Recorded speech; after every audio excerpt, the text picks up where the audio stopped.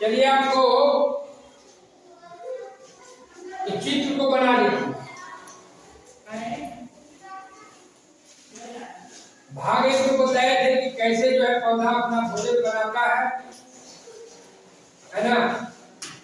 भाग 2 में हमको पढ़ना है कि जो पौधों में पोषण की अन्य विधियां है ना, कई तरह के जो पौधे होते हैं कैसे अपना अपना भोजन जो है प्राप्त करते हैं, कहां से प्राप्त करते हैं, भाग 2 में हम उसको समझेंगे, है ना।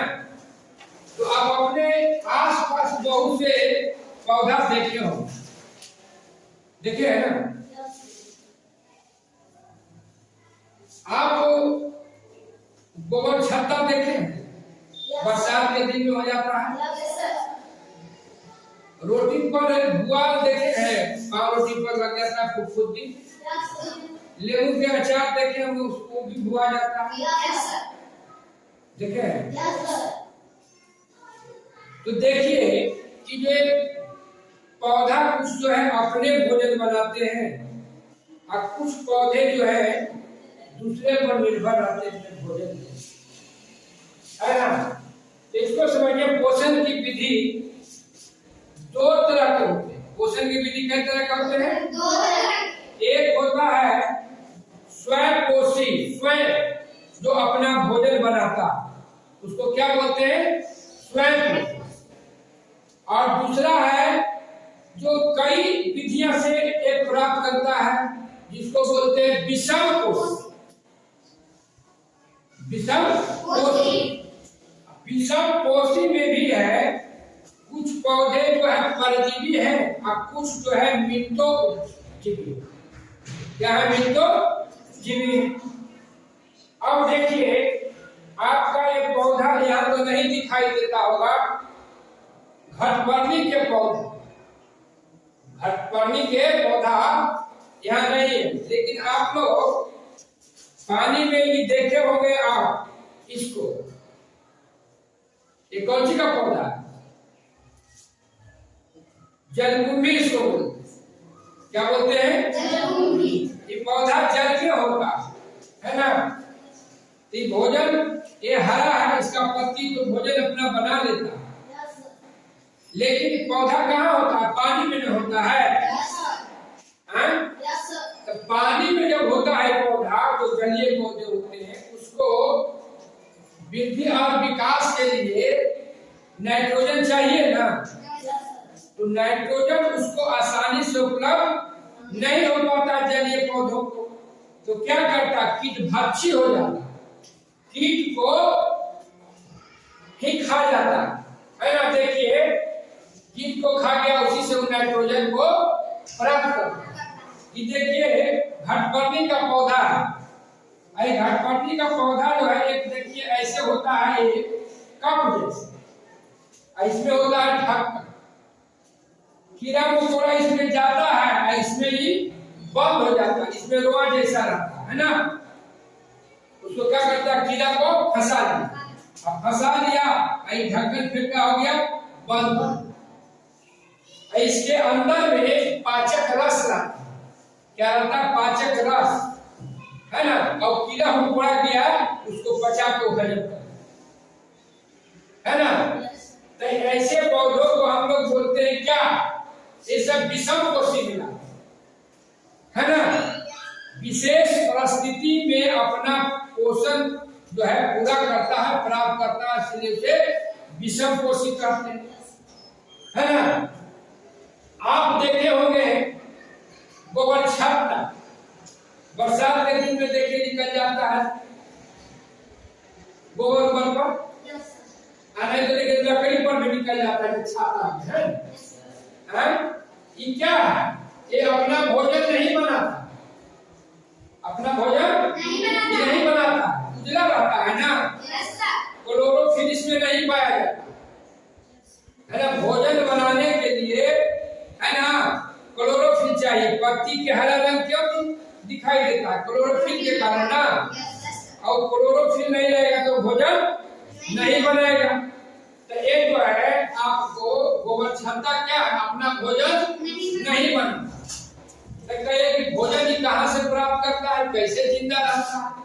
ये जो सड़े गले चीज रहता है ना, सड़ा गला चीज, उसी से अपना ये भोजन को प्राप्त करता। देखिए कि सड़े गले चीज पड़ी हो, है ना, एक तो गोबर छपता है, आप लोग देखते हैं अपने आसपास। इसी तरह के कई तरह के जो है पेड़ पौधे हैं, जैसे फंजाई है, कवक है ना, ये सब क्या है? मृतोजीवी पौधा। इसको कौन सी बोलते हैं? मृतोजीवी। इसलिए कि मृत चीज, सड़े गले चीज को ही खाकर जिंदा रहा, इसको मृतोजीवी बोलते हैं। फिर देखिए परपोषी, है ना, परपोषी।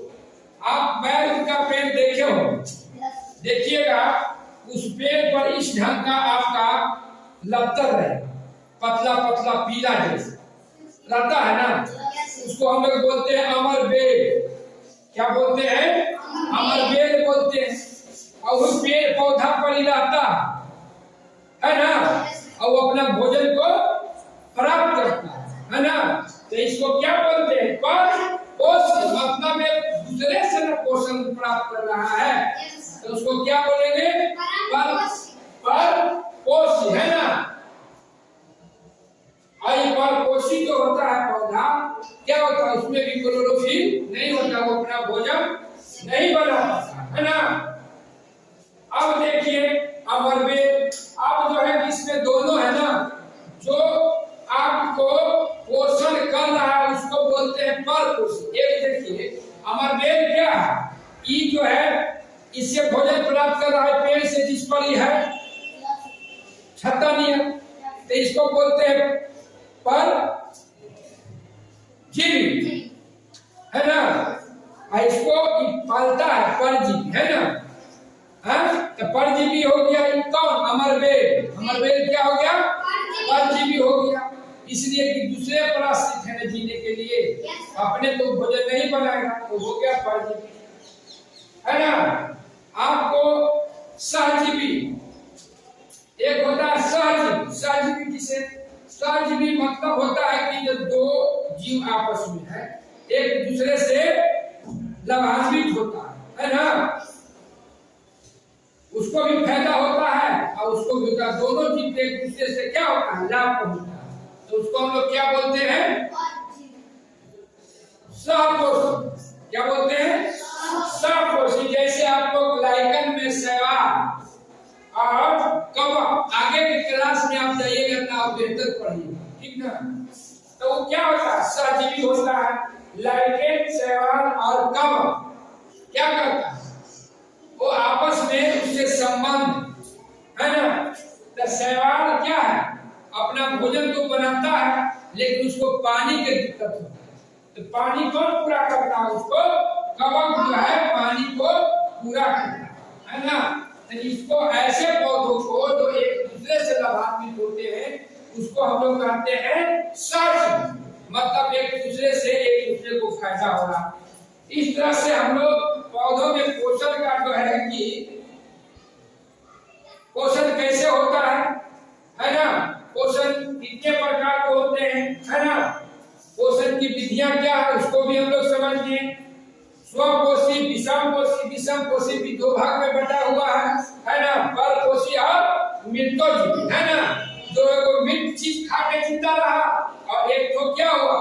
परपोषी मतलब दूसरे का चीज खाया, और एक वो है कि सड़े गले चीज खाया। ये ढंग से परपोषी, परजीवी आप लोग समझ लिए, है ना। अब जो है आपका एक बच गया इसमें क्रियाकलाप। क्रियाकलाप और प्रश्न, वो हम नेक्स्ट डे कर लेंगे। विज्ञान कक्ष में इसको प्रयोग को करना है।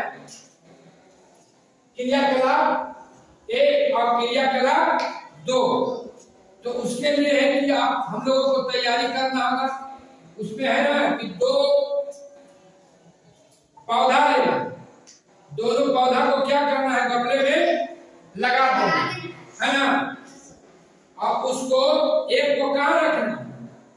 अंधेरा में रखना, और एक को रखना है सूर्य की प्रकाश में। और दोनों पौधों को में से हम पत्तियां को लेंगे, है ना। पत्ती को लेंगे ना, दोनों पौधा में से पत्ती को लेंगे, फिर एक परत नली लेंगे, परखनली में क्या होगा, एक परखनली में रहेगा जो अंधेरा में पौधा था उसका पत्ती, एक जो सूरज की रोशनी में रहा था पौधा उसका पत्ती रहेगा एक परखनली में। और उसमें क्या डालना है कि अल्कोहल, है ना, क्या डालना है, मिथाइल अल्कोहल। उसको फिर क्या करना होगा, गर्म करना होगा, है गर्म करना है ना। गर्म करने के बाद जो है दोनों पत्ती पर हमको क्या डालना है, आयोडीन का घोल, है नहीं, दोनों पत्ती को क्या करना है, गर्म करना होगा। कौन सी में, आपको एक परखनली में इसको गर्म करना होगा, है ना। और गर्म करने के बाद इसमें हमको क्या मिलाना है, 2 से 4 मिनट क्या करना, दोनों को गर्म करना। गर्म करने के बाद इस पर हमको डालना है आयोडीन। आयोडीन डालने के बाद अब देखना है कि पत्ती के दोनों के पत्ती के रंग में क्या प्रभाव है ना। तब हम लोग जाके समझेंगे। तो इसके लिए जो हम लोग तैयारी करेंगे और अपने जो विज्ञान प्रयोगशाला में हम लोग करेंगे। और उसको बैठाते हैं ना, कैसे होती है देखिए, ये जो मिट्टी है लगा हुआ है ना पौधा, मिट्टी से ही पोषक तत्व प्राप्त करता है ना, जो भी है पोषक तत्व। अब इसको फिर मिट्टी में पोषक तत्व आता कहां से,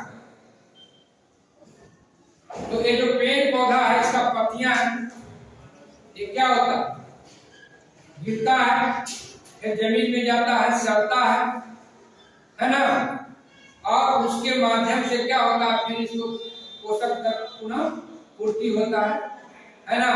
फिर आप पढ़िएगा आगे कि इसमें जो होता है एक जीव होता है, राइजोबियम नाम का एक जो जीव होता है, जो नाइट्रोजन का क्या करता है, स्थिरीकरण करता है ना। उदरानी पौधों को फसल के जड़ में पाया जाता है। तो इस ढंग से जो है मिट्टी में पोषक तत्व का पूर्ति होता है। तो ये पोषण की आपको चैप्टर खत्म।